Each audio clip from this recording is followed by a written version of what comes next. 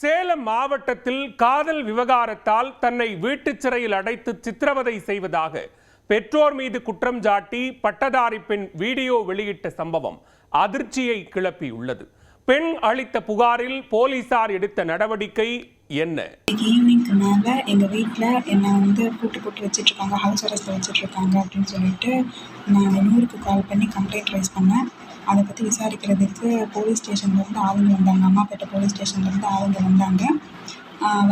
இந்த மாதிரி விசாரித்து முடிஞ்சதுக்கப்புறமேட்டு இல்லை நான் போலீஸ் ஸ்டேஷன் வந்துடுறேன், போலீஸ் ஸ்டேஷன் வந்து இந்த மாதிரி எதுவாக இருந்தாலும் ஸ்டேட்மெண்ட்டை நான் கொடுத்துட்றேன் அப்படின்னு நான் சொல்லி ரெடியாக இருந்தேன்.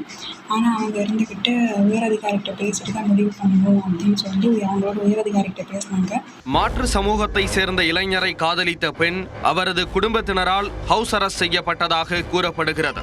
பெற்றோர் மீது பட்டதாரி பெண் அளித்துள்ள பகீர் குற்றச்சாட்டின் பின்னணி என்ன? சேலம் அம்மாப்பேட்டை அருகே உள்ள புது தெருவைச் சேர்ந்தவர் 27 வயதான சுவாதி. பொறியியல் பட்டதாரியான இவரும் கடலூர் மாவட்டம் சிதம்பரத்தைச் சேர்ந்த நரேஷ்குமார் என்பவரும் கடந்த 5 ஆண்டுகளாக காதலித்து வந்தனர். இருவரும் வெவ்வேறு சமூகத்தை சார்ந்தவர்கள் என்பதால் அவர்களின் காதலுக்கு பெண்ணின் வீட்டார் கடும் எதிர்ப்பு தெரிவித்துள்ளனர். ஆனால் அதை ஏற்க மறுத்த பெண் நரேஷுடன் தொடர்ந்து பேசி வந்துள்ளார். இதனால் கடந்த சில நாட்களாக சுவாதியை வீட்டிலேயே அடைத்து வைத்து வேறு ஒருவரை திருமணம் செய்ய அவரது பெற்றோர் வற்புறுத்தி வந்ததாக கூறப்படுகிறது. அதை எதிர்த்து நின்ற சுவாதியை அவரது பெற்றோர் அடித்து துன்புறுத்தியதாகவும் கூறப்படுகிறது. இதனால் அதிர்ச்சி அடைந்த பெண் தன்னை பாதுகாத்துக் கொள்ள வீட்டில் உள்ள ஒரு அறையில் நுழைந்து கதவை பூட்டிக் கொண்டார். காவல்துறை கட்டுப்பாட்டு எண் 100க்கு அழைத்து தன் குடும்பத்தினர் மீது புகார் செய்தவர் தனக்கு பாதுகாப்பு கேட்டுள்ளார். மேலும் நடந்த சம்பவத்தை அவரது காதலன் நரேஷ்குமார் மற்றும் சில நண்பர்களுக்கும் தெரிவித்துள்ளார். இதனையடுத்து அம்மாப்பேட்டை போலீசார் சுவாதியின் வீட்டிற்கு சென்று விசாரித்துள்ளனர். என்ன நடந்தது என்று தன்னிடம் எதுவும் விசாரிக்காமல் தன் பெற்றோரை மட்டும் சந்தித்து திரும்பியதாக சுவாதி குற்றம் சாட்டியுள்ளார். இதனையடுத்து நரேஷ்குமார் மற்றும் அவரது நண்பர் இருவரும் அம்மாப்பேட்டை காவல் நிலையத்தில் நேரில் சென்று புகார் தெரிவித்தனர். நாங்கள் 5 வருஷமாக லவ் பண்ணுறோம். நாங்கள் லவ் பண்ணுறது கடந்த 3 வருஷமாக அவங்க வீட்டுக்கு தெரியும். வேறு ஜாதின்றனால அவங்க வீட்டில் ஒத்துக்கலை.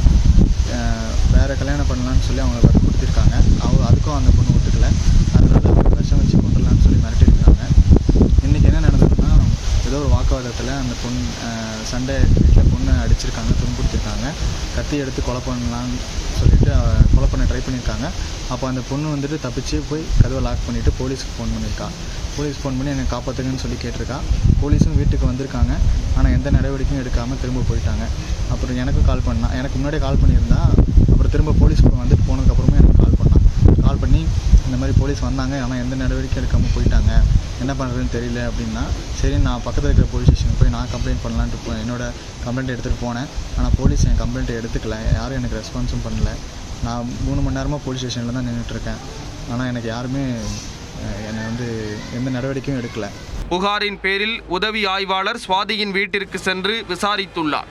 இரவு நேரம் என்பதால் இப்போது அழைத்து செல்ல முடியாது, விடிந்ததும் காவல் நிலையம் அழைத்து சென்று விசாரிப்பதாக கூறிவிட்டு சென்றதாக சுவாதி கூறியுள்ளார். அது தொடர்பாக அவர் பேசி வெளியிட்ட வீடியோ ஒன்று அதிர்ச்சியை கிளப்பி உள்ளது. போலீஸ் ஸ்டேஷன் வந்து இந்த மாதிரி எதுவாக இருந்தாலும் ஸ்டேட்மெண்ட்டை நான் கொடுத்துட்றேன் அப்படின்னு நான் சொல்லி ரெடியாக இருந்தேன். ஆனால் அவங்க இருந்துக்கிட்டு உயரதிகாரிகிட்ட பேசிட்டு தான் முடிவு பண்ணணும் அப்படின்னு சொல்லி அவங்களோட உயரதிகாரிகிட்ட பேசினாங்க.